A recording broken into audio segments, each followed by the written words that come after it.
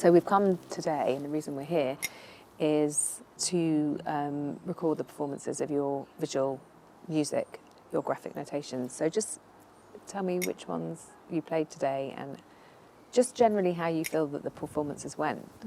Today, I played 4 pieces, and these are over a period of about 10 years. I started working on the graphic notations about 10 years ago, and I selected 4, and because I was performing with Anna Phoebe, which was a real privilege to perform with her, there were several elements within each graphic notation. And for example, the straight line could be represented by the Shruti box. The straight line is actually, for me, it's the horizon line. It's the line that I look out from, that I look to every day when I look out to sea. And it's it's a concept for me, that horizon line. So I've always been deeply interested in the nature of drawing and the act of drawing. So that horizon line we can't actually see. It doesn't exist in reality. We'll never get to that horizon line, but through imagination we can represent that line. So those 4 graphic notations, 2 of them did have the horizon line in. I performed from 4 of them. The first one was called Lal Leela. It's a play on words.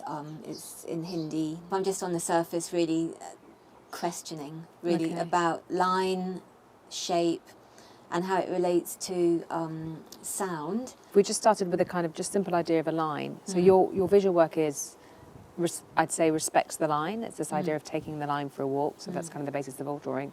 And of course, in a traditional musical notation is done on a stave, which is 5 lines. And so you have these dots, and then the meaning kind of accrues, like where do they sit within the lines. And what was interesting about the work today is you look at the work. So I'm thinking now, in my head, I'm thinking back to this particular work of the sun rising. And there's this interesting debate that goes on about imagery and the fact that it's got no temporal quality to it. It's got no temporal direction. But that seems to be totally at odds with how a musician and a visual artist would think about it. So a philosopher might say, oh, it's a still picture, so it's a snapshot of time. But I think someone like you and me is likely to think, but the line represents some kind of temporal unfolding, whether that's done actually over time as the note is played, but it's also contained within the notation of it itself, whether that's on a traditional notation or as it appears today, because you and Anna were so responsive to the picture, in the picture itself.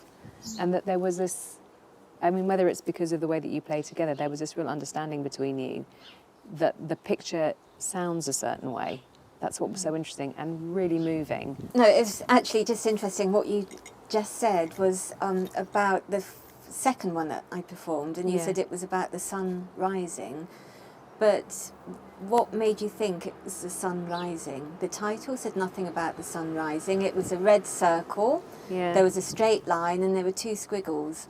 So what made you think it was the sun rising? There was nothing that I said. Interesting. I think it was the music soared.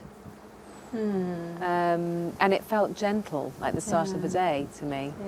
So well, it was meant to be the sun rising, maybe because of the horizon line, but it needn't have been. So it's down to everybody's interpretation, which is these graphic notations. I do find, looking historically,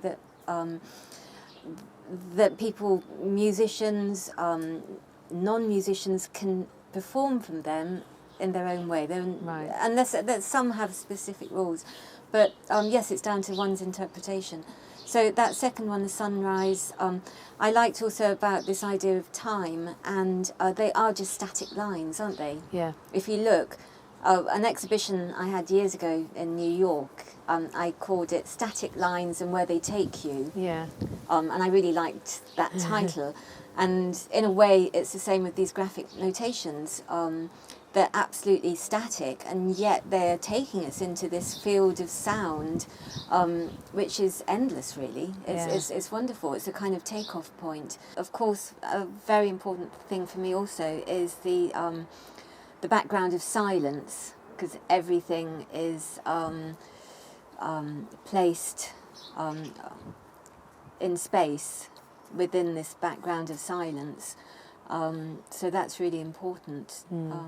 Yeah. Yeah, it was incredibly moving to be part of.